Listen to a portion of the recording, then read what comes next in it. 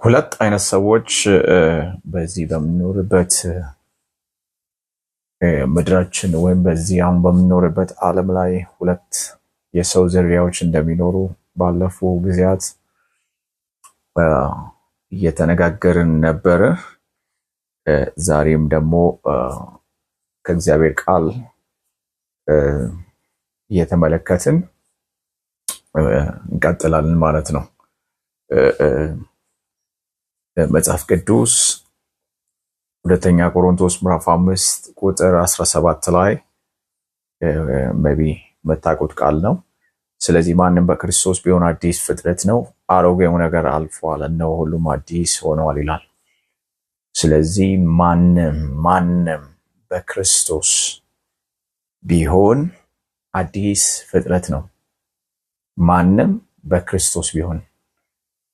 ስለዚህ ማንም ማለት እንግዲህ ምንም አይነት ሰው ይሁን፣ ማንም ይሁን፣ አይሁድ ይሁን፣ ግሪክ ይሁን፣ አይዛብ ይሁን፣ ሴት ወንድ፣ ምንም አይነት ሰው ይሁን በክርስቶስ ቢሆን አዲስ ፍጥረት ነው፣ አሮጌው ነገር አልፏል፣ ነው ሁሉም አዲስ ሆነዋል ብሎ እግዚአብሔር ቃል ይናገራልና ሰዎች በክርስቶስ በሚሆኑበት ሰዓት ላይ አዲስ ፍጥረት እንደሚሆኑ እዚህ ቦታ ላይ እግዚአብሔር ቃል በግልጽ ይናገራል።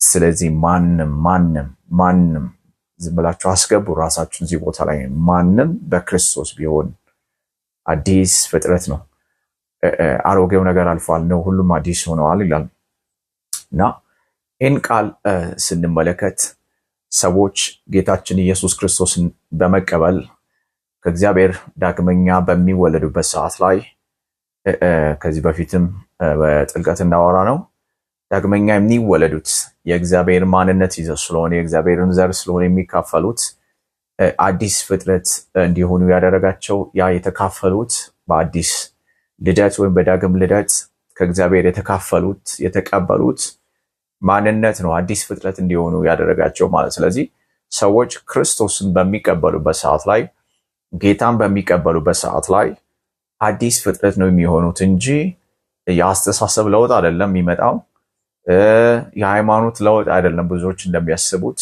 የሚመጣው። ነገር ግን ሰው በክርስቶስ በሚሆንበት ሰዓት ላይ እግዚአብሔር ዳግመኛ ስለሚወለድ የእግዚአብሔርን ዘር ይካፈላል ማለት ነው። ዮሐንስ ወንጌል ምዕራፍ 1 ቁጥር 12-13 ላይ ግልጽ አድርጎ የእግዚአብሔር ቃል ያስቀምጣል።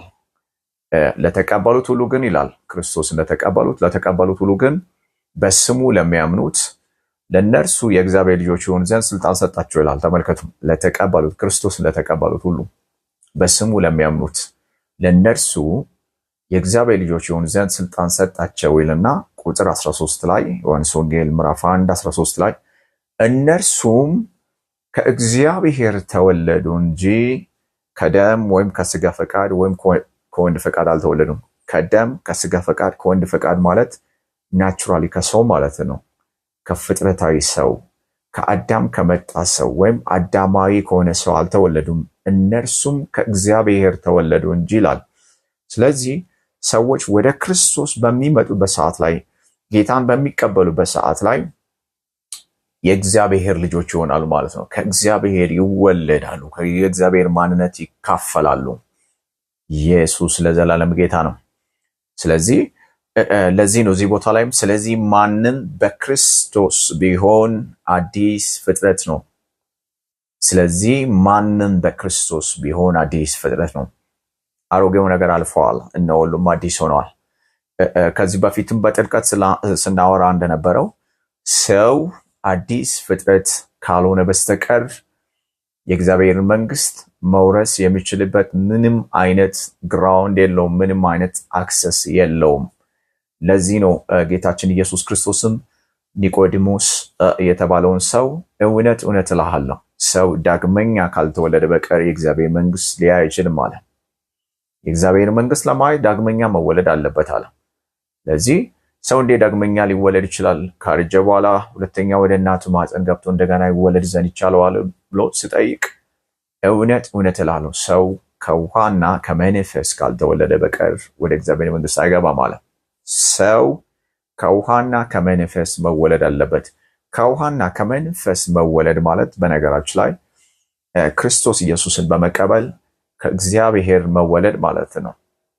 ልክ ዮሐንስ ወንጌል ምዕራፍ 1 ላይ እንደተናገረው ማለት ነው። ለተቀበሉት ሁሉ ግን በስሙ ለሚያምኑት ለእነርሱ የእግዚአብሔር ልጆች ይሆኑ ዘንድ ስልጣን ሰጣቸው፣ እነርሱም ከእግዚአብሔር ተወለዱ ይላል። ስለዚህ ዳግመኛ መወለድ ማለት በክርስቶስ ኢየሱስ በማመን ከእግዚአብሔር መወለድ ማለት ነው። ስለዚህ ሰዎች ዳግመኛ በሚወለዱበት ሰዓት ላይ ከእግዚአብሔር ስለሆነ የሚወለዱት ከማይጠፋ ዘር ስለሆነ የሚወለዱት ያንን የማይጠፋውን የእግዚአብሔርን ማንነት የእግዚአብሔርን ሕይወት ይካፈላሉ ማለት ነው። እንግዲህ ለተቀበሉት ሁሉ ግን በስሙ ለሚያምኑት ለእነርሱ የእግዚአብሔር ልጆች ይሆኑ ዘንድ ስልጣን ሰጣቸው ብሎ እግዚአብሔር ቃል የሚያወራ ከሆነ ክርስቶስን ያልተቀበሉት በስሙ የማያምኑ ሰዎች ሁሉ ከእግዚአብሔር አልተወለዱም፣ የእግዚአብሔር ልጆች አይደሉም ማለት ነው። ስለዚህ በዚህ በምንኖርበት ዓለም ላይ ሁለት የሰው ዝርያዎች አሉ ማለት ነው። በክርስቶስ ኢየሱስ በማመን ክርስቶስ ኢየሱስን በመቀበል ከእግዚአብሔር የተወለዱ የእግዚአብሔር ማንነት የተካፈሉና እግዚአብሔር ያልተወለዱ የእግዚአብሔር ፍጥረት የሆኑ ሰዎችና የእግዚአብሔር ልጆች የሆኑ ሰዎች በዚህ በምንኖርበት ዓለም ላይ ምድር ላይ አሉ ማለት ነው። ስለዚህ ይህንን አንደኛ ዮሐንስ መልእክት ምዕራፍ 3 ላይ እግዚአብሔር ቃል ሲናገር ምን ይላል መሰላችሁ? የእግዚአብሔር ልጆች ተብለን ልንጠራ አብ እንዴት ያለውን ፍቅር እንደሰጠን እዩ። የእግዚአብሔር ልጆች ተብለን ልንጠራ አብ እንዴት ያለውን ፍቅር እንደሰጠን እዩ። የማ ልጆች ተብለን ልንጠራ? የእግዚአብሔር ልጆች ተብለን ልንጠራ እግዚአብሔር እንድንካፈል አብ እንዴት ያለውን ፍቅር እንደሰጠን እዩ እንዲሁ ነን። ስለዚህ ምክንያት ዓለም እርሱን ስላላወቀ እኛን አያውቀንም። ይህን መልእክት የጻፈው ሐዋርያ ዮሐንስ ነው፣ ከ12ቱ አንዱ ማለት ነው። ስለዚህ ምክንያት ዓለም እርሱን ስላላወቀ ክርስቶስን ዓለም ስላላወቀ ቃል ሥጋ ሆኖ ተገልጦ አምላክ ሰው ሆኖ ተገልጦ ፈጣሪያቸው ሰው ሆኖ በመካከላቸው ተገኝተው ሰው ኢየሱስ ክርስቶስን አላወቀም። ለዚህ ነው ለሰው ሁሉ የሚያበራው እውነተኛው ብርሃን ወደ ዓለም ይመጣ ነበረ። በዓለም ነበረ፣ ዓለሙም በእርሱ ሆነ፣ ዓለሙ አላወቀውም ማለት። በዓለም ነበረ፣ ዓለሙ በእርሱ ሆነ፣ ነገር ግን ዓለሙ አላወቀውም ይላል። አላወቀውም። ዓለም የፈጠረችውን የሰራችውን ወደ ተገልጦ ሰው ሆኖ በሰው ማንነት ወደ ዓለም በሚገለጥበት ሰዓት ላይ ሰዎች የሰራቸውን የፈጠራቸውን በእጁ መዳፍ የቀረጻቸውን ጌታ መቀበል አልፈለጉም ማለት ነው። በጣም የሚያሳዝን ነገር ነው። ለዚህ ነው ዓለም አላወቀችውም ይላል። የእርሱ ወደ ሆኑት መጣ፣ የገዛ ወገኖችም አልተቀበሉትም ይላል። እስራኤላውያን አይሁዶች ማለት ነው። የእርሱ ወገን የተስፋ ቃል የተሰጣቸው ናቸው። ስለዚህ በስጋም ክርስቶስ ከአይሁድ ነው የተገኘው የመጣው ደን የእርሱ ወደ ሆኑት መጣ፣ የገዛ ወገኖቹ አልተቀበሉትም። ለተቀበሉት ሁሉ ግን በስሙ ለሚያምኑት ለተቀበሉት ሁሉ ግን ለተቀበሉት። አያችሁ እዚህ ቦታ ላይ ስለዚህ ምክንያት ዓለም እርሱን ስላላወቀ እኛን አያውቀንም ማለት። አያችሁ በዚህ ዓለም ላይ የሰውን አካል ለብሰን ስለምንንቀሳቀስ ከዚህ ዓለም ሰዎች ጋር ተመሳስለን ስለምንኖር እነሱ እንደምንመስላቸው ነው ሰዎች የሚመስላቸው ማለት ነው።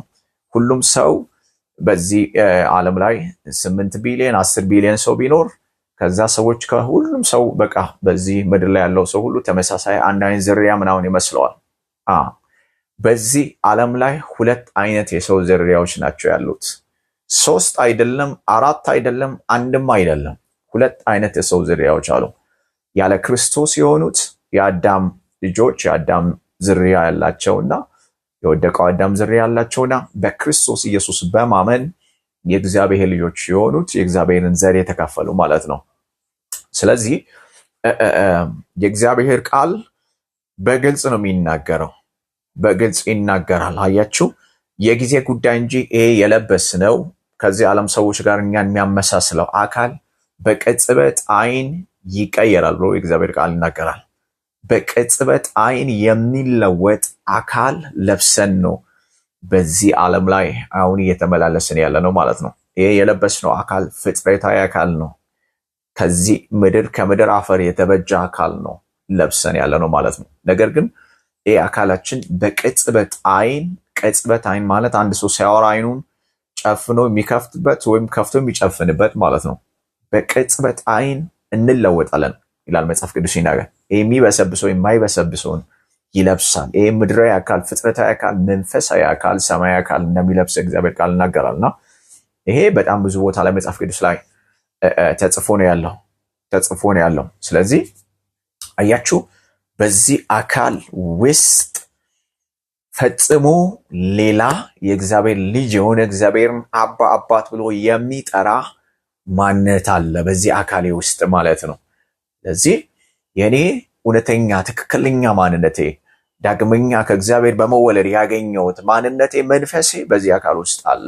ስለዚህ ማንም በክርስቶስ ቢሆን አዲስ ፍጥረት ነው፣ ወደፊት ወደ ሰማይ ሲሄድ ይሆናል አይልም። ማንም በክርስቶስ ቢሆን አዲስ ፍጥረት ነው፣ አሮጌው ነገር ነው አልፏል፣ እነሆ ሁሉም አዲስ ሆኗል ይላል። ስለዚህ አዲስ ጌታ ክርስቶስን በሚቀበልበት ሰዓት ላይ ወይም ጌታን በሚቀበልበት ሰዓት ላይ አዲስ ፍጥረት የሆነው አካሌ አይደለም። ክርስቶስን አንድ ሰው ሲቀበል በአካሉ ላይ ምንም አይነት ለውጥ አይታይም፣ እንደነበረ ነው አካሉ ማለት ነው። ምክንያቱም አካሉ አይደለም አዲስ ፍጥረት የሆነው፣ አካሉ በትንሣኤ ጊዜ ነው የሚቀየረው። ነገር ግን በዚህ አካል ውስጥ የሰው መንፈስ አለ። ስለዚህ አዲስ ፍጥረት የሆነው ያ መንፈሴ ነው። እግዚአብሔርን አባት ብሎ የሚጠራው ያ መንፈሴ ነው። ያ መንፈሴ ደግሞ በዚህ አካል ውስጥ ያለው መንፈሴ ከእግዚአብሔር የተወለደ የእግዚአብሔር ማንነት የተካፈለ ነው። ኢየሱስ ለዘላለም ጌታ ነው። ሃሌሉያ፣ ስሙ ለዘላለም የተባረከ ይሁን። ስለዚህ ወንጌላችን ይሄ ነው። በቃ ጌታን ተቀበሉ ስንል አምልጡ ብቻ ከዘላለም ከሚመጣው የዘላለም ጥፋት ሞት አምልጡ ብቻ አይደለም። ያ ብቻ አይደለም። ኢየሱስ ክርስቶስ ቀራንዮ መስቀል ላይ ተሰቅሎ ሞቶ ተቀብሮ በሶስተኛው ቀን ሲነሳ የእኛን የኃጢአት ዕዳ መክፈል ብቻ አይደለም ትልቁ ዓላማ ማለት ነው። ኢየሱስ የመጣበት ትልቁ ዓላማ ኤፌሶን መጽሐፍ ምዕራፍ 1 ላይ እግዚአብሔር ቃል እንደሚያወራው በክርስቶስ በሰማያዊ ስፍራ በመንፈሳዊ በረከት ሁሉ የባረከን የጌታችን ኢየሱስ ክርስቶስ አምላክን አባት ይባረክ። ዓለም ሳይፈጠር በፊቱ ቅዱሳን ነውር የሌለን በፍቅር እንሆን ዘንድ በክርስቶስ መረጠን ይላል። ተመልከቱ፣ ገና ዓለም ሳይፈጠር በፊት አዳም አትብላ የተባለውን በልቶ ኮራፕት እንደሚያደርግ ሌላ መልክ ሌላ ማንነት እንደሚይዝ እንደሚወድቅ እግዚአብሔር ያውቅ ነበር። ነገር ግን እግዚአብሔር ዓለም ሳይፈጠር በፊት የመጀመሪያው አዳም ሳይፈጠር በፊት በክርስቶስ ኢየሱስ እግዚአብሔር ሌላ ሰው አይተዋል፣ ልጆቹን አይተዋል እግዚአብሔር። ስለዚህ ይህን ነው ጳውሎስ እያወራ ያለው። ዓለም ሳይፈጠር በፊቱ በእርሱ ፊት በእግዚአብሔር ፊት ቅዱሳን ነውር የሌለን በፍቅር እንሆን ዘንድ በክርስቶስ መረጠን አለና ቁጥር 5 ላይ በበጎ ፈቃዱ እንደወደደ በኢየሱስ ክርስቶስ ለእርሱ ልጆች እንድንሆን አስቀድሞ ወሰነ ይላል። አስቀድሞ ገና የመጀመሪያው ሰው ሳይፈጠር ሰማይና ምድር ሳይፈጠር በእግዚአብሔር ልብ ውስጥ አንድ ቤስት ፕላን አለ ማለት ነው፣ ስለኔ ማለት ነው። በክርስቶስ ኢየሱስ እግዚአብሔር አስቀድሞ አይቶኛል። ስለዚህ ምንም እንኳን አዳም አትብላ የተባለውን በመበላቱ ምክንያት ኃጢአተኛ ቢወድቅም ኢየሱስ ክርስቶስ የአዳምን የዓለምን የኃጢአት ዕዳ ከፍሎ ነገር ግን በራሱ አንድን አዲስን ሰው ለመፍጠር ነው ኢየሱስ የመጣበት ትልቁ ዓላማ ማለት ነው። ስለዚህ ብዙዎች እንደሚያስቡት ብዙ ሰዎች ኢቭን ክርስቲያኖችን ጨምሮ ብዙዎቹ የሚያስቡት እግዚአብሔር ኃጢአትን ይቅር ብሎታል ብሎ ነው የሚያስቡት። ኖ፣ እኛ አዲስ ፍጥረት ነው የሆንነው። የኃጢአት ይቅርታ አይደለም የተደረገልን።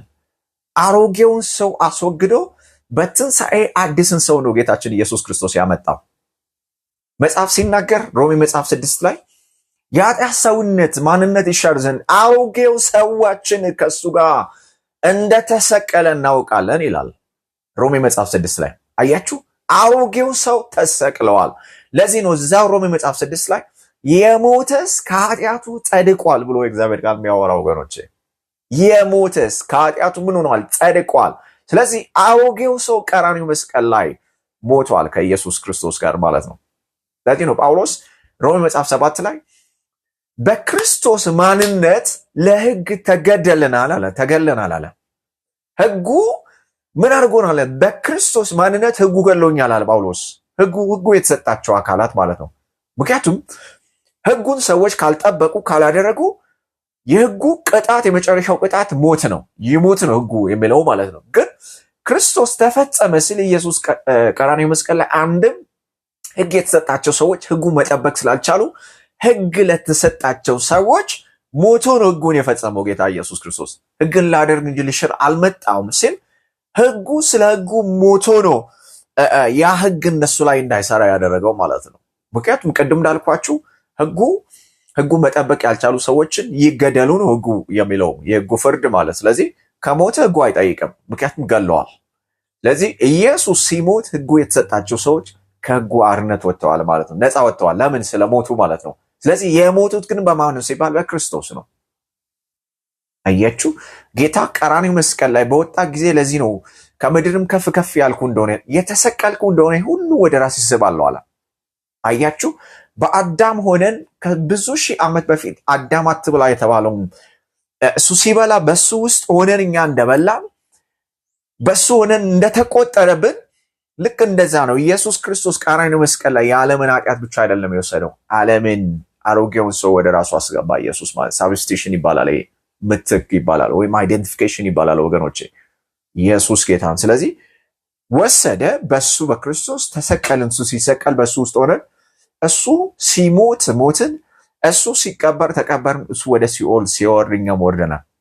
አንተ ልጄን እኔ ዛሬ ወልጃለሁ ብሎ እግዚአብሔር ልጁን ኢየሱስ ክርስቶስን ሲያነሳው እኛም በክርስቶስ ሆነን በትንሣኤ ህይወት ኢየሱስ ክርስቶስ በተነሳበት ህይወት ተነስተናል ማለት። ስለዚህ አንድ ሰው ጌታ ኢየሱስ ክርስቶስን በሚቀበልበት ሰዓት ላይ ያንን ማንነት ነው የሚቀበለው። የትንሣኤ ልጅ ነው የሚሆነው፣ የእግዚአብሔር ልጅ ነው የሚሆነው። ኢየሱስ ክርስቶስ ከሙታን ሲነሳ የነበረውን አይነት ማንነት ያን ህይወት ነው የምንካፈለው ማለት ነው። ኢየሱስ ለዘላለም ጌታ ነው። ሃሌሉያ። ስለዚህ አያችሁ፣ ኃጢአትን አይደለም እግዚአብሔር፣ ኃጢአተኛውን ሰው ነው እግዚአብሔር ያስወገደው ማለት ነው። አሮጌው ሰው ተወግደዋል። ለዚህ ነው ስለዚህ ማንም በክርስቶስ ቢሆን አዲስ ፍጥረት ነው። አዲስ ፍጥረት ማለት አዲስ ሰው ነው። አያችሁ፣ አዲስ ያሰኘን ምንድነው ሲባል በክርስቶስ ኢየሱስ በማመን ኢየሱስ ክርስቶስ ይዞ የመጣውን የእግዚአብሔርን ህይወት መካፈላችን ነው። ከእግዚአብሔር ዳግመኛ መወለዳችን ነው አዲስ ፍጥረት ያሰኘን ማለት ነው። ስለዚህ ይህ አዲሱ ፍጥረት እንደ አዳም አይነት አይደለም። ምክንያቱም አዳም በስድስተኛው ቀን እግዚአብሔር የመጀመሪያውን ሰው ሲፈጥር እግዚአብሔርም አለ ሰውን በመልካችን እንደ ምሳሌያችን እንፍጠር፣ የባሕር ዓሦችን፣ የሰማይ ወፎችን፣ በምድር የሚንቀሳቀሱትን ምድርን ሁሉ ይግዙ። እግዚአብሔርም ሰውን በመልኩ ፈጠረ፣ ወንድና ሴት አድርጎ ፈጠራቸው ይላል። ከዛ ባረካቸው። ስለዚህ ስድስተኛው ቀን ላይ የተፈጠረው የመጀመሪያ ሰው በእግዚአብሔር መልክና ምሳሌ የተፈጠረ ነው። ደን ይህ በእግዚአብሔር መልክና ምሳሌ የተፈጠረው የእግዚአብሔርን ማንነት አልተካፈለም፣ የእግዚአብሔርን ህይወት አልተካፈለም። አንዳንድ ሰዎች አዳም የእግዚአብሔር ህይወት ነበረው ኃጢአት ሲሰራ ነው ያጣው ይላል። ኖ፣ አልነበረውም። አዳም በእግዚአብሔር መልክና ምሳሌ የተፈጠረ እግዚአብሔርን እንዲመስል አድርጎት እግዚአብሔር የፈጠረው ሰው እንጂ የእግዚአብሔር ልጅ አልነበረም። የእግዚአብሔርን ህይወት ከተካፈለ የእግዚአብሔር ልጅ ነው። ብቸኛው የእግዚአብሔር ልጅ ኢየሱስ ክርስቶስ ብቻ ነው፣ የበኩር ማለት ነው። አሁን ብቸኛው የእግዚአብሔር ልጅ አይደለም ኢየሱስ ክርስቶስ፣ የበኩር ልጅ እንጂ። ምክንያቱም እግዚአብሔር አንድ ልጁን ዘርቶ አንድ ልጁን ልኮ በኢየሱስ ክርስቶስ አማካይነት እኛን እግዚአብሔር አግኝተዋል ማለት ነው። እውነት እውነት እላችኋለሁ የስንዴ ቅንጣት ምድር ላይ ወድቃ ካልሞተች ብቻውን ትቀራለች፣ ብትሞት ግን ብዙ ፍሬ ታፈራለች ብሎ ጌታ ኢየሱስ ክርስቶስ እንደተናገረ አንድ ልጁን ዘርቶ ልክ አንድን በቆሎ ስትዘሩ ያቺ በቆሎ ትሞታለች፣ ተክል ሆና ትወጣለች፣ ደም ብዙ በቆሎችን ታፈራለች። ስለዚህ በክርስቶስ ሞትና ትንሣኤ እኛ እንደዛ ነው የተገኘ ነው። ስለዚህ ልክ በቆሎዋ እንደምታፈራ ብዙ በቆሎችን እግዚአብሔር በልጁ በክርስቶስ ኢየሱስ እኛ እንደዚህ ነው ያገኘው ነው። ለዚህ ነው በእምነት በኩል ሁላችሁ በኢየሱስ ክርስቶስ የእግዚአብሔር ልጆች ናችሁ ነው ያለ። ስለዚህ የእግዚአብሔር ልጅ የሆነው ኢየሱስ ተዘርቶ ነው፣ ልጁን ልኮ ነው እግዚአብሔር ማለት ነው። ይህን ገላትያ መጽሐፍ ምዕራፍ 4 ላይ ጳውሎስ በደንብ ይናገራል። ልጁን ልኮ ልጆቹ አደረገን ይላል። ስለዚህ አያችሁ አንድ ሰው ጌታ ኢየሱስ ክርስቶስን በሚቀበልበት ሰዓት ላይ ያን የእግዚአብሔርን ሕይወት ኢየሱስ የመጣውን አይነት ሕይወት ያን አይነት ማንነት ያን አይነት አይደንቲቲ ነው የሚካፈለው። ስለዚህ አሁን በዚህ አካል ውስጥ ክርስቶስን ተቀብሎ ዳግመኛ የተወለዱ አዲስ ፍጥረት የሆኑ ሰዎች በዚህ አካል ውስጥ በዚህ ዓለም ካሉ ሰዎች ጋር ተመሳስሎ ይኖራሉ እንጂ ፈጽሞ ሌላ ሰው ነው። ሌሎች ሰዎች ናቸው። ሌላ ዝርያ፣ የእግዚአብሔር ዝርያ ከማይጠፋ ዘር የተወለዱ አዲስ ፍጥረት የሆኑ የእግዚአብሔር ልጆች የሆኑ የዘላለም ሕይወት ያላቸው ሰዎች ናቸውና ስለዚህ ለሰዎች ክርስቶስን መቀበል ግድ ነው ወገኖቼ። ምንም እናመቻምቸው ጉዳይ አይደለም። ምክንያቱም ክርስቶስን ካልተቀበልም የወደቀውን አዳማነት ይዘን ያለ ነው። ያ የወደቀው አዳም ከዚህ በፊትም እንደነገርኳችሁ የሰይጣን ልጅ ነው፣ የተበከለ ማንነት ነው ያለው። ለዚህ ነው ዳግመኛ የተወለዳችሁ ከሚጠፋ ዘር አይደለም። ሰው ዳግመኛ ሲወለድ ከእግዚአብሔር ስለሚወለድ የማይጠፋን ዘር የማይጠፋ ማንነት ይካፈላል። ነገር ግን የሚጠፋ ዘር አለ። ስለዚህ ያ የሚጠፋው ዘር ደግሞ የአዳም ዘር ነው። ያችሁ ሃይማኖታችሁ ምንም ሊሆን ይችላል። የመጣችሁበት ቤተሰብ ዘር ምንም ሊሆን ይችላል። የቆዳ ቀለማችሁ ምንም ሊሆን ይችላል። ኢቭን እግዚአብሔር የለም ብላችሁ የምታምኑ ሰዎች ልትሆኑ ትችላላችሁ። ምንም ልዩነት የለውም። እግዚአብሔርም የለም ብሎ የሚያስብ ሰውና በሆነ ሃይማኖት ውስጥ ያለ ሰው በእግዚአብሔር ዓይን ልዩነት የለውም። ሁለቱም ከአዳም ናቸው። ሁለቱም ኃጢአተኛ ናቸው። ሁለቱም ከሚጠፋ ዘር የተገኙ ሰዎች ናቸው። የሁለቱ መጨረሻ ክርስቶስን ካልተቀበሉ ወደ እሳት ባህር ነው፣ ወደ ሲኦል ነው የሚሆነው ማለት ነው። ስለዚህ ይህን መልእክት የምሰሙኝ ሁላችሁ በክርስቶስ ኢየሱስ በማመን አዲሱን ማንነት እንድትቀበሉ ልነግራችሁ እወዳለሁ። ሻሎም።